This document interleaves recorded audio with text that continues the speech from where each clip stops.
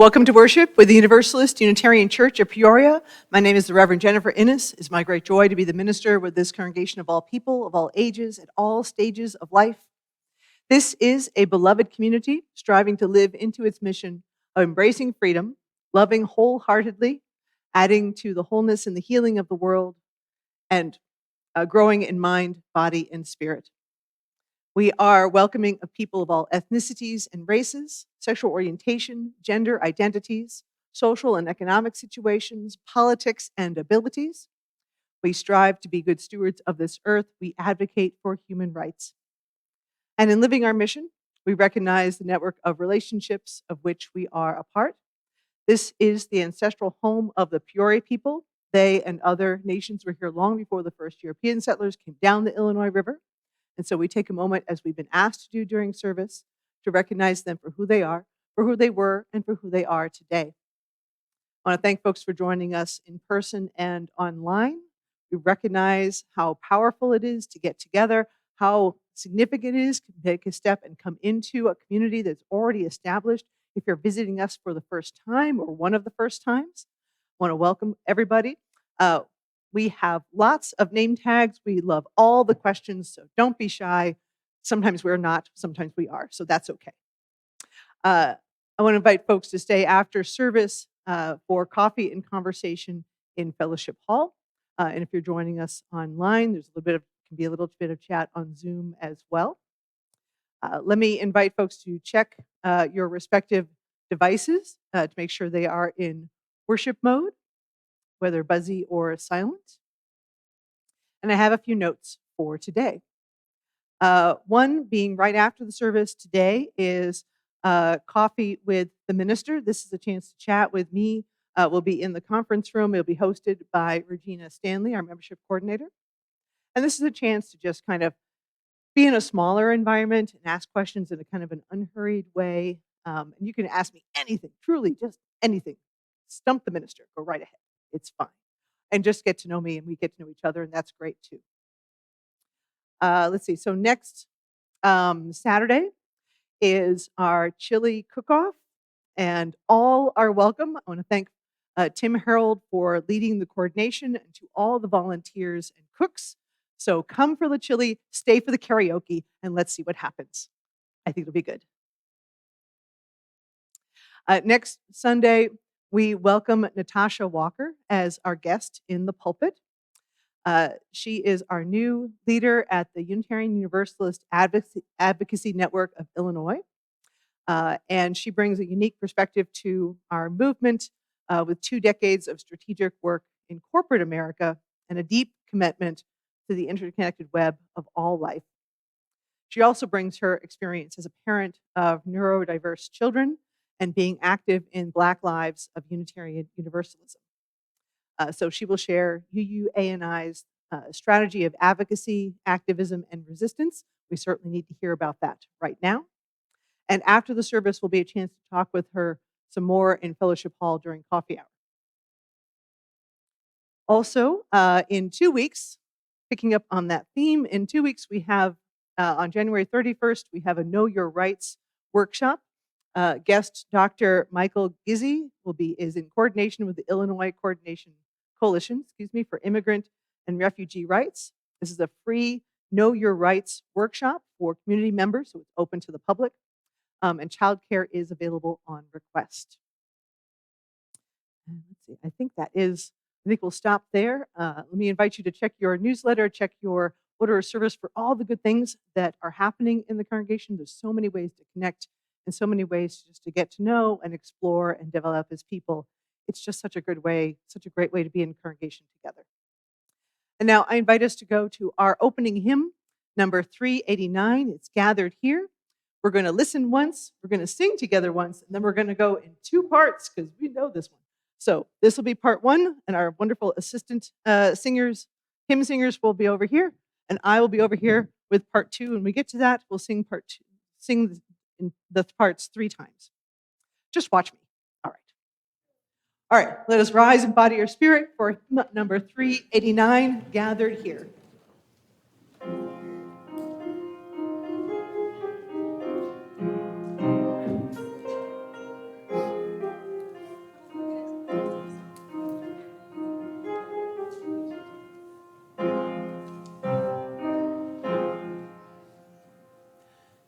Gathered here in the mystery of the hour, gathered here, one strong body, gathered.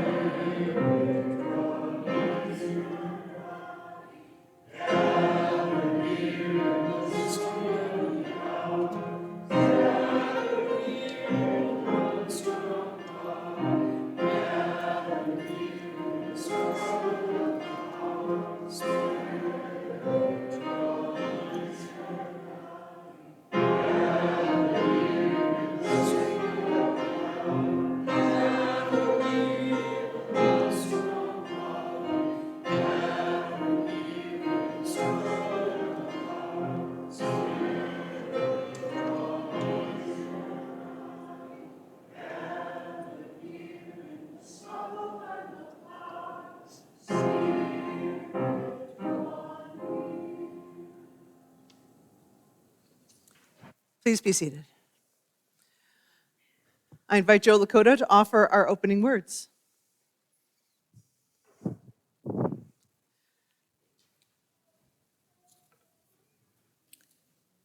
Blessed Are We by Andrea Hawkins Camper. Blessed are we who gather with open hearts together in this space today. Blessed are the chalice lighters of resistance, justice, love, and faith. Blessed are we, the heretics the outcasts, the walkers of our own way. Blessed are we, the border crossers, the refugees, the immigrants, the poor, the wanderers who are not lost. Blessed are we, the transgressors, the trespassers, the passers-by, the cause takers, the defiant, the compliant. Blessed are we, the hand extenders, the sign makers, the protesters, the protectors. Blessed are we, the trans women, the trans men, the non-binary, the cisgender, the multigender, the no gender. Blessed are we, the friend, the stranger, the lonely, the hidden, the visible, the authentic. Blessed are we who rise in solidarity. Blessed are we who cannot, and blessed are we who do not. Blessed are we, for this is our beloved community, and this is who we are.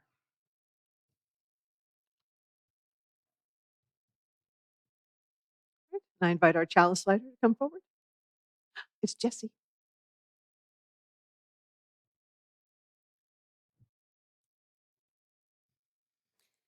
To Speak When Silence Feels Safer by the Reverend Michelle Collins. This flame burns for the courage we find when fear makes sense. Not the absence of doubt, but the choice to act anyway. We light it for those who speak when silence feels safer, and for those who act, even though invisibility beckons.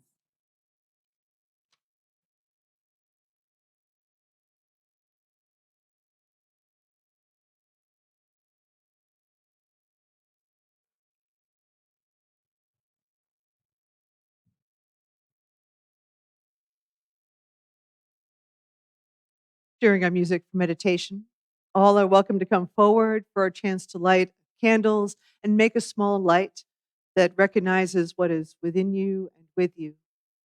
And if you are online, I invite you to let these candles be for you as well. Let us now enter into our music for meditation.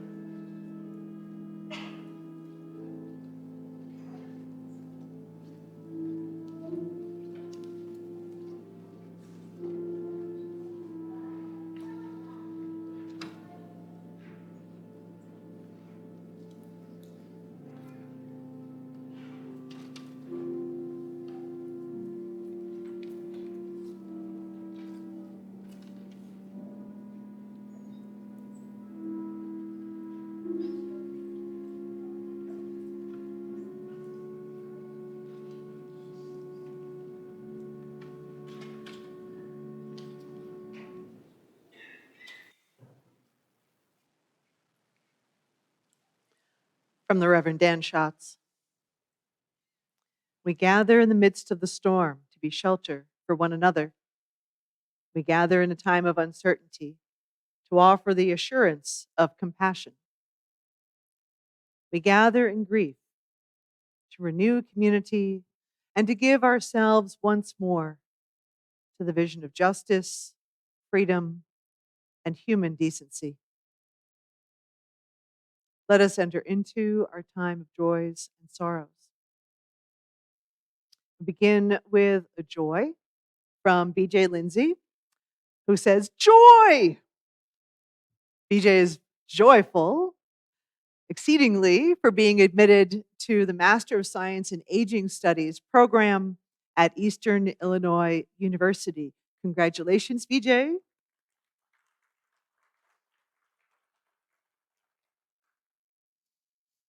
And we have a couple of wishes for health for this week. We have a couple of members who are facing surgery in the middle of the week. One to Bernie Humphrey, who is being treated for colon cancer, and also to Mary Mahalan Kefar for her own successful prayers for her own successful surgery.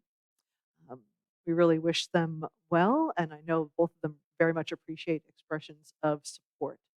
So best wishes to BJ and Bernie, to Mary and to Bernie, and thank you also to everyone who is taking care of them as well.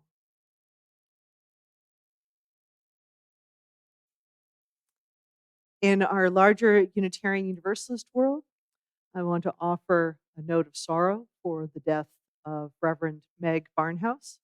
I had shared last week that she was expecting very much to be at the end of her life. She is someone who has been a troubadour, a storyteller, a fantastic musician, a friend, a mentor for people across the country. And she is dearly, dearly missed, even as she was in the best care and love of her family as she left this moment. Also want to recognize that the events in Minneapolis are still ongoing, and there's been an additional call to clergy to join the witness in Minneapolis. And there will be hundreds of Unitarian Universalist ministers who will be going to be part of that. I assume there will be thousands of religious leaders from all across the country who will travel as best they can. And so I offer that let us extend our best wishes for traveling mercies and a powerful witness, and that they stay safe and warm because, oh, it's Minneapolis. It's safe and warm. Let us hold one more moment together. In our circle, we have room for all the names, the milestones, the joys and sorrows that are among us. I invite us to pause and hold one more moment in quiet and breathe together.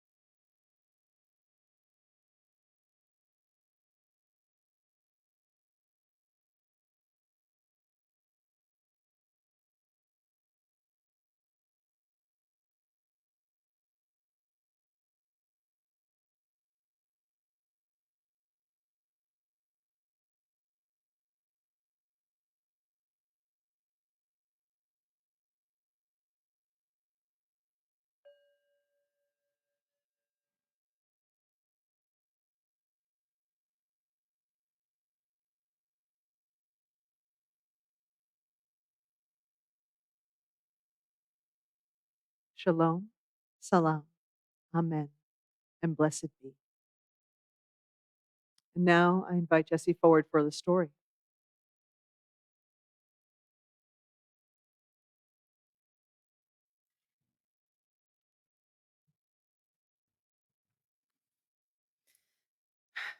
Tomorrow is a national holiday. Who has off school? Does anybody have off work? It's a cold day in January, time to be cozy inside. But who knows why we might have off school or work. Shout it out. It's Reverend Dr. Martin Luther King Jr. Day. Woo! I'm excited. You see, Dr. King is somebody that we lift up in our Unitarian Universalist faith because we recognize the words and deeds of prophetic people as part of our faith. And his words and deeds were very important. And he talked a lot about how love was to be at the center of our lives, and that might sound familiar. We've adopted that as well. During the 1960s, the Unitarian Universalist Association was brand new, and they invited Dr. King to come give an important lecture at our annual meeting when we get together every year to talk. And at that meeting, Dr. King used one of his favorite tricks when he was lecturing, so as that people don't get tired or bored. Dr. King started with a story. I like stories. Do you like stories? I think stories are a good way to learn things. Maybe that's why I tell them every week. Maybe. The story that was told that day in 1966 was the story of Rip Van Winkle. That story, I know I heard when I was little, but maybe not everybody knows it. The story of Rip Van Winkle is the story of a man who was very kind and generous. He played with children and entertained them with tales and games. And he, one day, took a long hike up into the mountains and got a little sleepy. And while he was up there and sleepy, he said, "This looks like a perfect place for a nap." And he curled up and he went to sleep, and he woke up 20 years later. Oh my, 20 years later. That is such a long time. What would you miss if you slept for 20 years? What would you miss, Riley? A birthday. 20 birthdays would be missed. What else happens in 20 years? Everything. So many things. Can you imagine all the lunches you would have missed? I would have woken up so hungry. Oh my gosh. Well, there's a little known detail in this story, and Dr. King thought it was important to notice. When Rip Van Winkle went up into the mountains before his nap, he passed a sign on a tavern door. And the sign said the ruler of all the land was King George III. And when he came back down, that sign had a George on it, but it was a different George. It was George Washington, the first president of the United States. Rip didn't just sleep through 20 birthdays. He slept through a revolution. Those were hard 20 years. They were really difficult in our country. And Rip didn't have to be awake for them. I wonder why Dr. King told that story. I wonder why Dr. King told that story to a congregation, an association of congregations full of white folks that felt really comfortable in the 1960s. Dr. King thought it was important that those people knew then that they were not to sleep through a revolution. He went on to urge our association to take action and take it now. So, here we are in 2026, and we're celebrating a national holiday. And I wonder if we can take a little bit of that message into our hearts, and that now is not the time to be asleep. There are some new injustices. There are some old injustices happening in our country, and they're being done in new and different ways.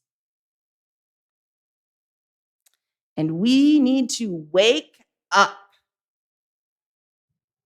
Many of those injustices, much of the unfairness that Dr. King spoke about is still here. But we must wake up. So what do you say? Can you all help me wake people up? Can you do it? All right. Let's practice a repeat after me. Wake up to injustice. Wake up to injustice. Okay, one more time. Wake up to injustice. Can we be louder? Let's try.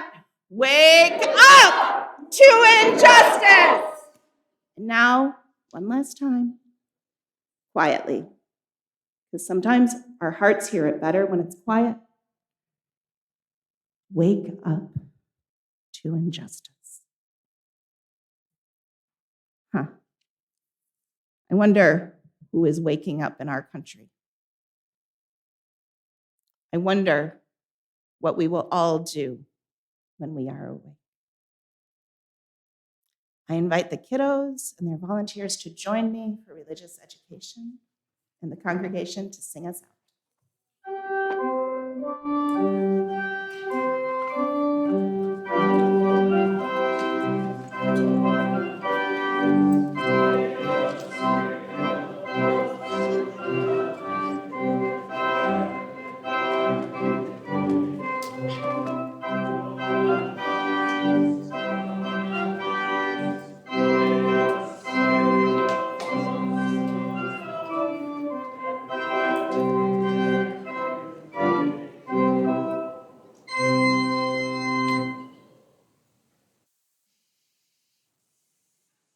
Part of how we show up for one another is in recognizing all the ways that we contribute to this congregation, to work of being part of a liberal religious body, being part of the ongoing work of personal exploration, speaking out into the community, serving one another, and much more. And we recognize that task every week when we receive the offering. It is a tangible way to think about and to honor all the gifts that come to us, all the ways that we serve one another, all the ways that we help one another, and everything that we receive as a result of that work. And so every Sunday we set aside the time set aside within worship to receive our offering. But we also send a portion of our gifts back out into the world with our Share the Plate practice. So half of the undesignated plate goes to a local organization doing good work here. And so for our month of January, our Share the Plate recipient is Lula NFP. And Lula is this wonderful all-volunteer outreach team. They provide food, temporary shelter, clothing, sleeping bags, tents, bus passes, some of the basics that people need in order to survive being unhoused in our community. And these are some of the most vulnerable and marginalized folks among us. And all have experienced significant trauma. Most suffer with mental illness. Lula also makes an effort to get people connected to, can they get to the resources that might help them and get them into a better place, maybe a safer place, maybe a more stable place. So I invite you, if you use the envelopes in the pews, please do so, or go to the QR code in the order of service. If you're using the envelope to cover your pledge for this week and are paying cash, please put your name and that it's a pledge amount on the envelope. We want to make sure to keep track of everything. And now, thank you for all of the gifts, and I invite the ushers to please come forward.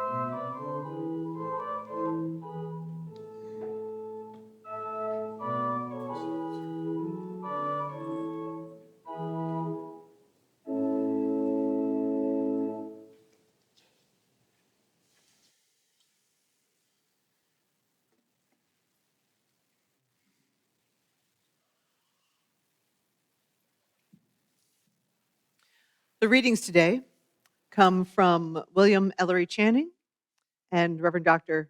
Martin Luther King Jr. So William Ellery Channing is one of our Unitarian ancestors, and he's a minister. This is him speaking against the enslavement of people in 1842 at the very end of his life. And he said, "There are certain truths which I can no more doubt than my own existence, that God is just and good, and that justice and goodness are his laws, and are at once the safety and glory of his creatures. When I am told that society can only subsist by robbing men of their dearest rights, my reason is as much insulted as if I were gravely taught that effects require no cause. The doctrine that violence, oppression, inhumanity is an essential element of society is so revolting that did I believe it, I would say, let society perish. Let man and his words be swept away. No, it is safe to be just, to respect men's rights, to treat our neighbors as ourselves."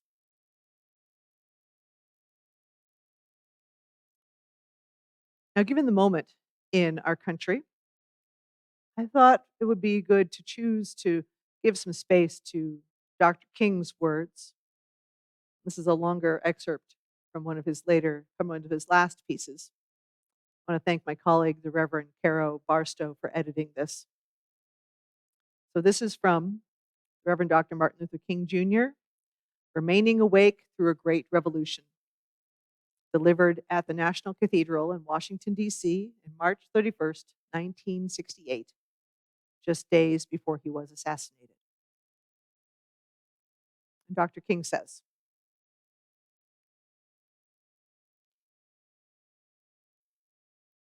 "We must come to see that the roots of racism are very deep in our country, and there must be something positive and massive in order to rid all of the effects of racism and the tragedies of racial injustice. There is another thing closely related to racism that I would like to mention as another challenge. We are challenged to rid our nation and world of poverty. There's nothing new about poverty. What is new is that we now have the techniques and resources to get rid of poverty. The real question is whether we have the will. This is the question facing America. Ultimately, a great nation is a compassionate nation. America has not met its obligations and its responsibilities to the poor. One day, we will have to stand before the God of history and we will talk in terms of things we've done. Yes, we will be able to say we built gargantuan bridges to span the seas. We built gigantic buildings to kiss the skies. Yes, we made our submarines penetrate the ocean depths. We brought into being many other things with our scientific and technological power. It seems that I can hear the God of history saying, that is not enough. But I was hungry, and ye fed me not. I was naked, and ye clothed me not. I was devoid of a decent sanitary house to live in, and ye provided no shelter for me. And consequently, you cannot enter into the kingdom of greatness. If ye do it unto the least of these, my brethren, ye do it unto me." That's the question facing America today. I want to say one other challenge that we face is simply that we must find an alternative to war and bloodshed. Anyone who feels, and there are still a lot of people who feel that way, that war can solve the social problems of facing mankind is sleeping through a great revolution. President Kennedy said on one occasion, "Mankind must put an end to war, or war will put an end to mankind." The world must hear this. I pray, God, that America will hear this before it is too late, because today we are fighting a war. Somewhere we must come to see that human progress never rolls in on the wheels of inevitability. It comes through the tireless efforts and persistent work of dedicated individuals who are willing to be co-workers with God. And without this hard work, time itself becomes an ally of the primitive forces of social stagnation. So we must help time and realize that the time is always ripe to do right. Here ends the reading. Please rise and body your spirit. Join me for our hymn number 169. We shall overcome in the gray hymnal.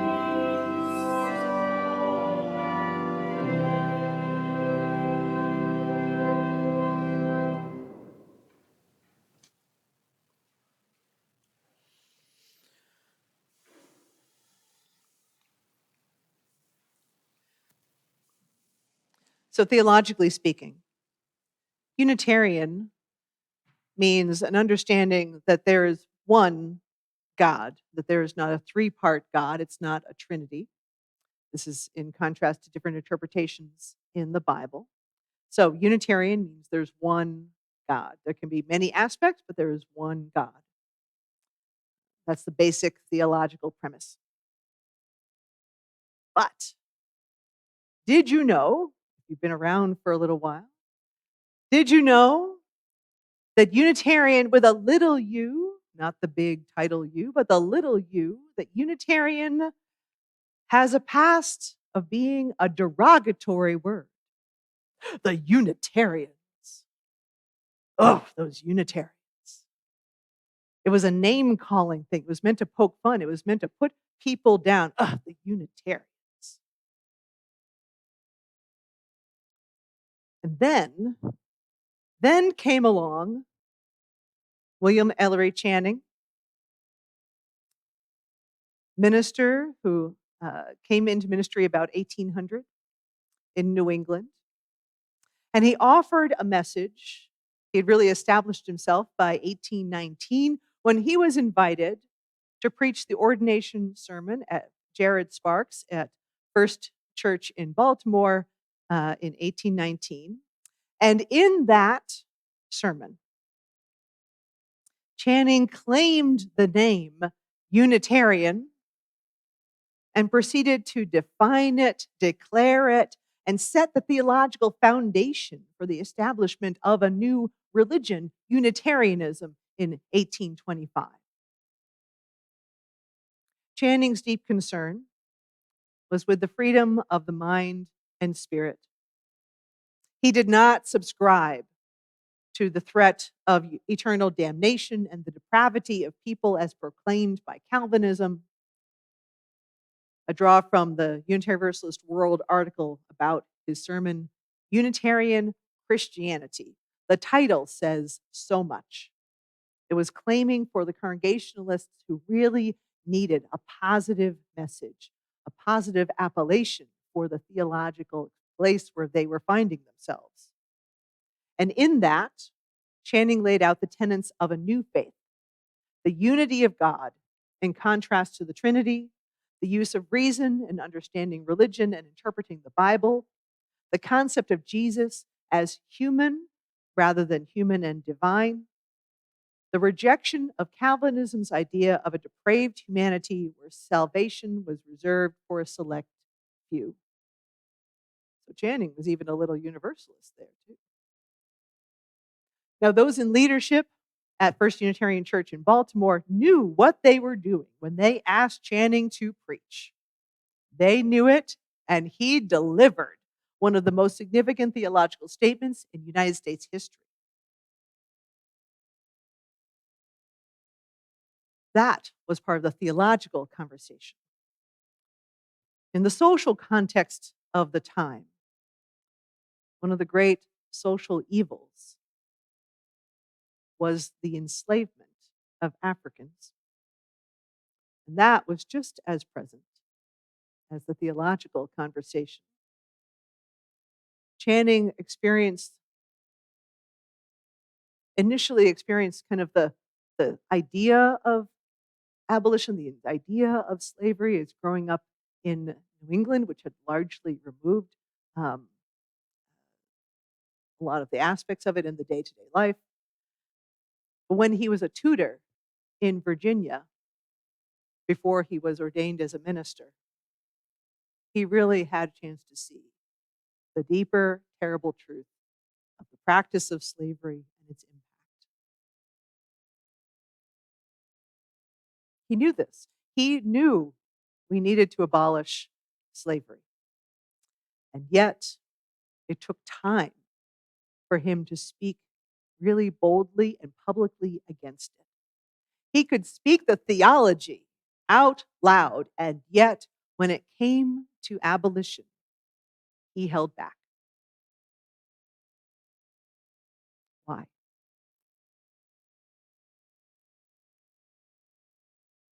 In our modern era, we cite the willingness of Unitarian Universalist clergy to respond to Dr. King's call to Selma as proof of our ability to show up and act. And we did.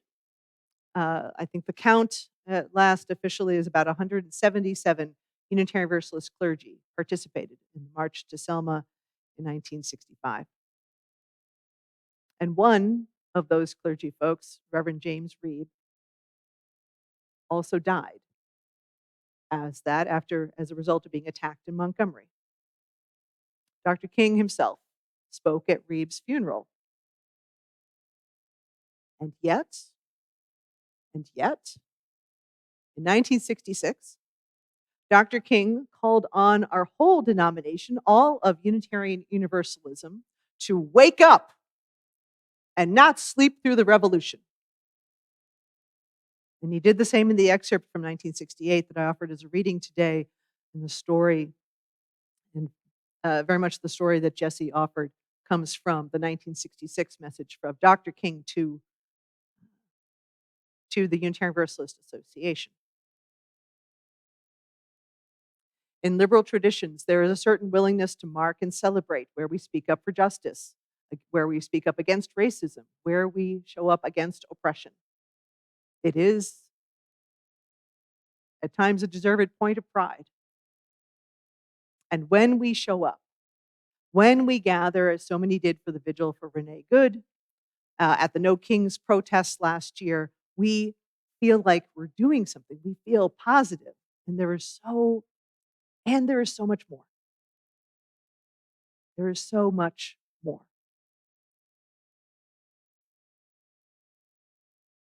Where we struggle, in general, white denominations, is to do the showing up consistently, deeply with people who are directly impacted.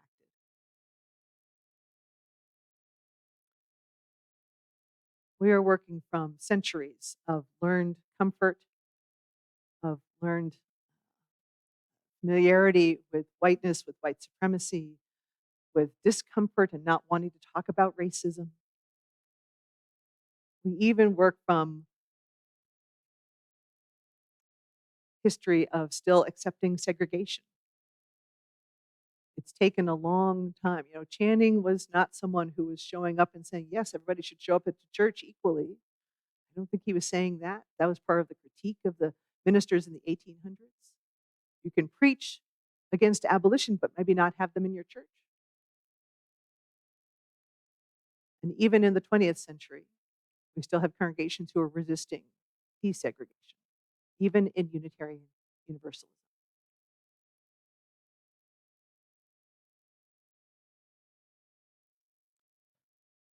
In preaching freedom, liberty, love, compassion, and justice, we come right up against the spiritual practice of our own theology and its evolution. It is not easy or simple to declare dignity and liberty and then figure out how to actually live in the world. This is our task.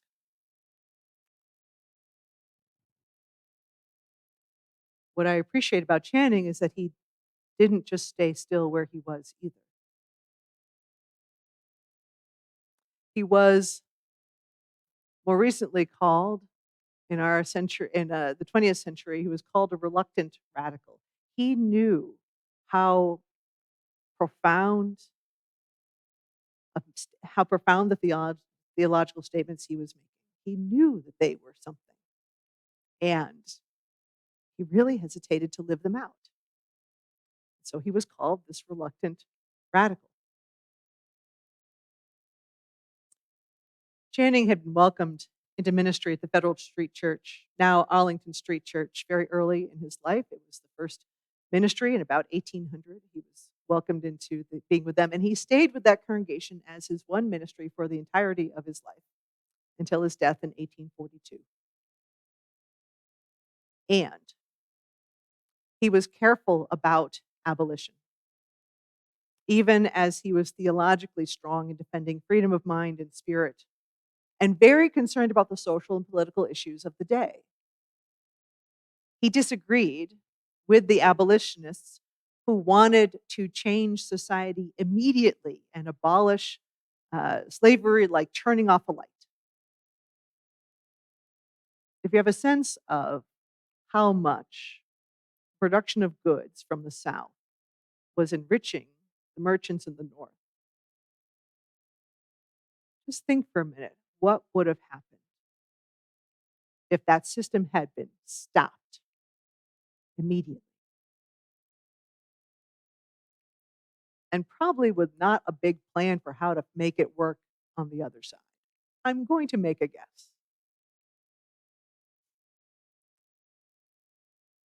So Channing had a reason to be concerned.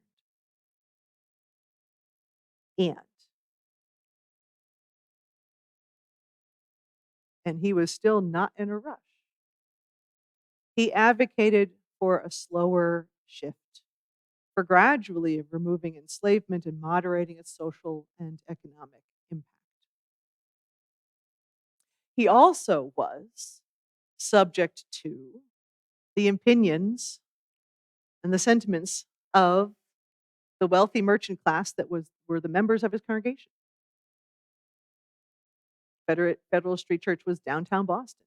The people in the pews were the people who were benefiting from this economic system, even if slavery had been abolished in Massachusetts for some time. The gain from it kept the machine going.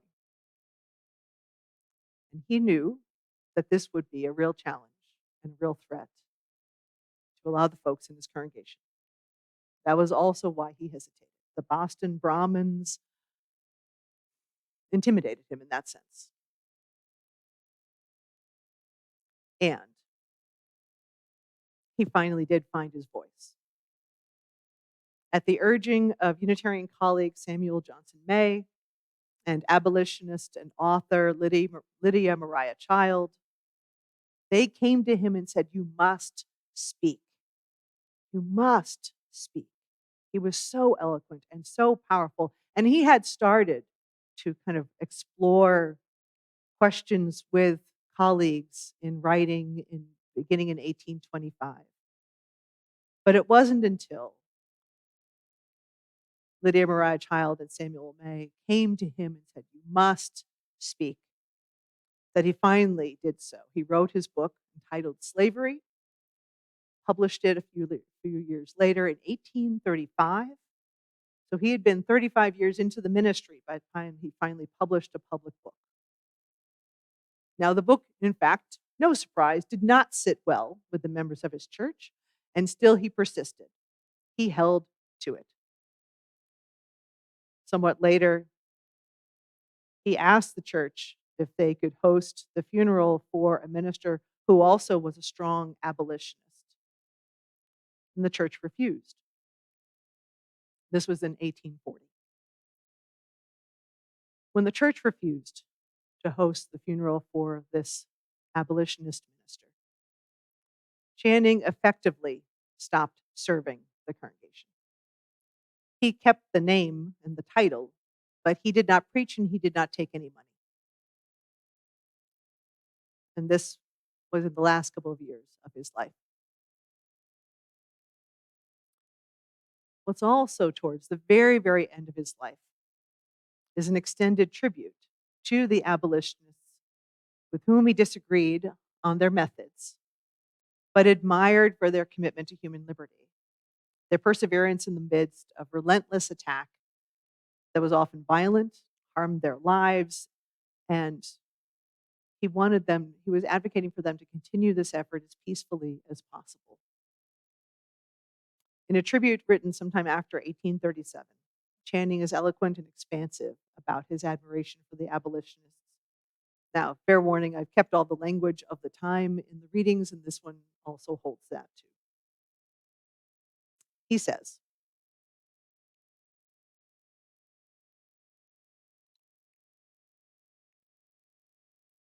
"To them has been committed the most important bulwark of liberty, and they have acquitted themselves of the trust like men and Christians. No violence has driven them from their post. Whilst, in obedience to conscience, they have refrained from opposing force to force, they have persevered amidst menace and insult, in bearing their testimony against wrong, in giving utterance to their deep convictions. Of such men, I do not hesitate to say that they have rendered to freedom a more essential service than any body of men among us. The defenders of freedom are not those who claim and exercise rights which no one assails, or win shouts of applause by well-turned compliments to liberty in her days of triumph. They are those who stand up for rights which mobs, conspiracies, or single tyrants, any single tyrants we know these days, no mobs, no conspiracies, or single tyrants put in jeopardy, who contend for liberty in that particular form which is threatened at the moment by the many or the few. To the abolitionists, this honor belongs. The first systematic effort to strip the citizen of freedom of speech, they have met with invincible resolution. From my heart, I thank them. I myself, their debtor. I am not sure that I should this moment write in safety had they shrunk from the conflict. Had they shut their lips, imposed silence on their presses, and hid themselves before their ferocious assailants. Here ends that excerpt. What a wonder to hear such a voice from the past. I think this could be written today, yes? By so many of our leaders and thinkers, we have been in the struggle against ourselves for so long. The hymn, We Shall Overcome, I think we need to be singing it, we shall overcome in spite of ourselves. Channing understood the need for holding true to human liberty, for speaking and for advocating. His life ended in 1842, before the final years that led up to the Civil War. Now, his guidance and public nature of his voice boosted the efforts of those who fought against the enslavement of people. But what would have his impact have been if he had spoken earlier? If he had not been so cautious about his obligations to the wealthy Boston Brahmins in his church?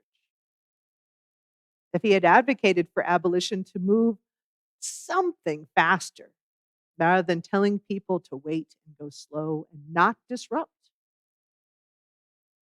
Would that have led to more freedom a little bit earlier? Would that have led to more lives saved from enslavement?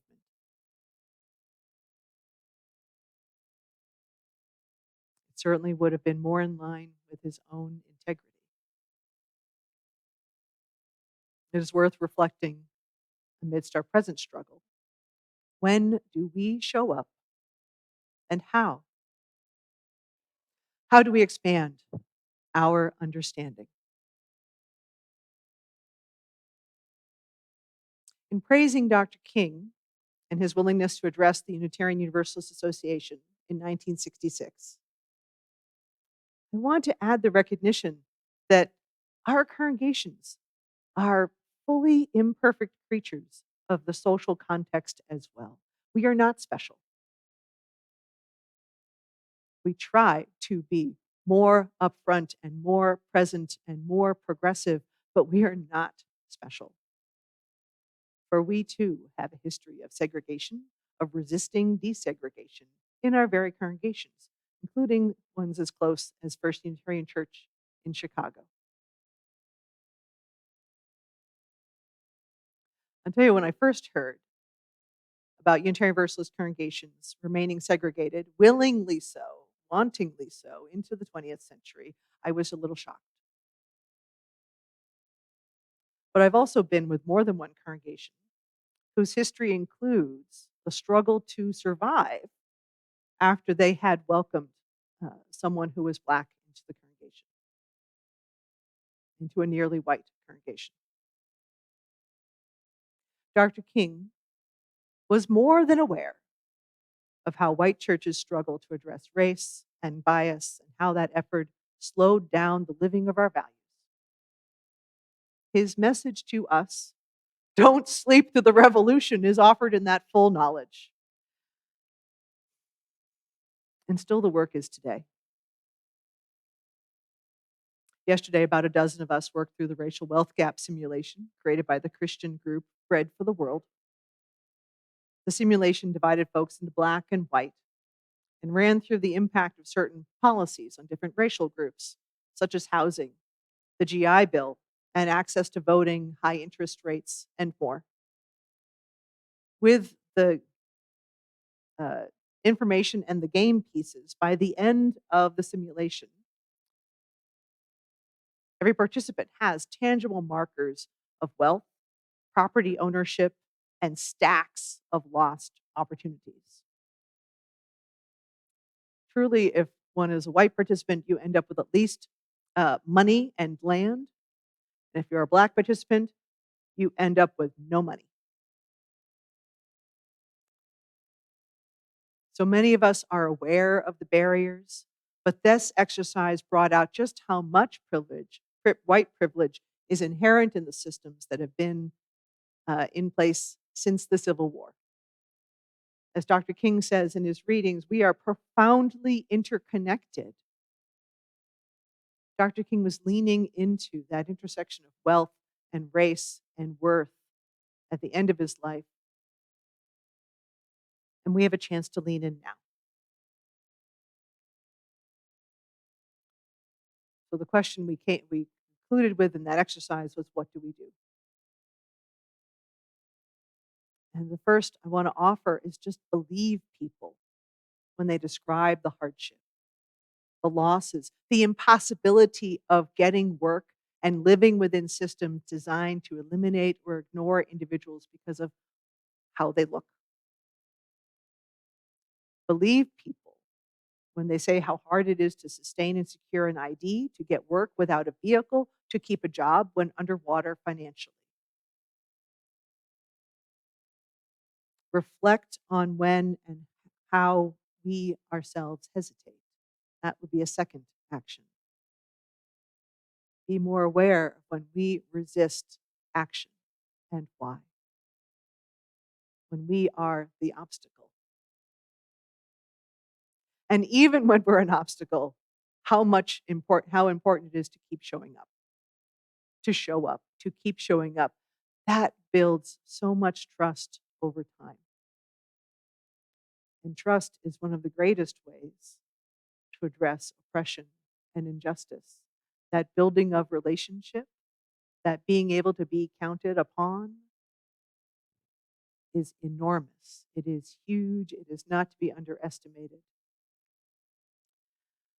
By showing up, we get to be educating ourselves. I want to invite folks to come and hear Natasha Walker and the work of the Illinois Action Network next week. In 2 weeks, we have the program about Know Your Rights. And this week, there's a call to clergy across the country to show up for the witness event in Minneapolis on Friday. I expect that hundreds of Unitarian Universalist clergy will go. And I will say, for my part, I feel more called to be here. I'm committed also to observe what goes on, hear the reports, interpret and report to you. And I will say people are already talking about how can we have moments of solidarity, kind of satellite moments of solidarity as these things are happening. So stay tuned. We'll see if something might happen here. Sometimes we are so slow to respond. Dr. King knew this and made every effort to bring us along. This is the deepest work of liberal religion because we are not fixed creatures. We are not subscribing to one set of beliefs that it lasts us for our entire lifetimes. We are always seeking. We are always open to what's possible. We are always open to be learning more, to be building the beloved community for generations, over generations. Oh, it's taking so many generations. And at the same time, taking our moment as seriously as possible as stewards of mind, bodies, and spirits, as keepers of our little part of the great mystery in which we live,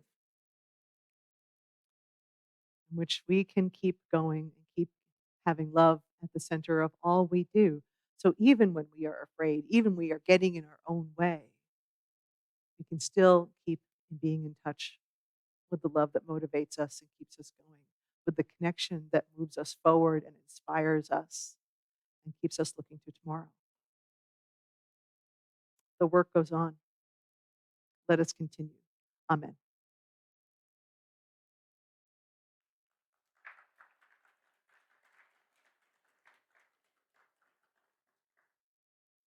Please rise in body or spirit for hymn number 1017, We Are Building a New Way.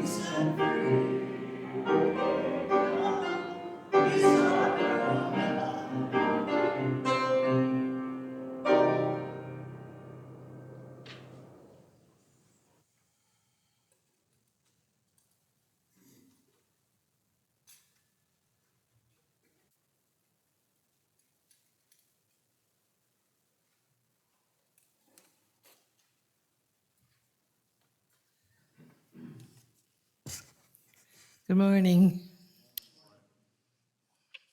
Today's final words are Sending Our Light into the World. The World is Waiting by Michelle Collins. The world is waiting. The flame is distinguished, but we know that courage doesn't live in a chalice. It lives in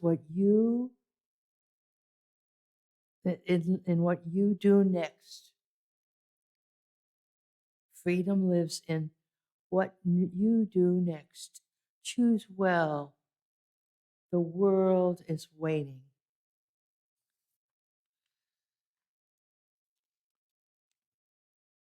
From the Reverend Michelle Collins, leave this place with hope rekindled, not as wishful thinking, but as stubborn practice.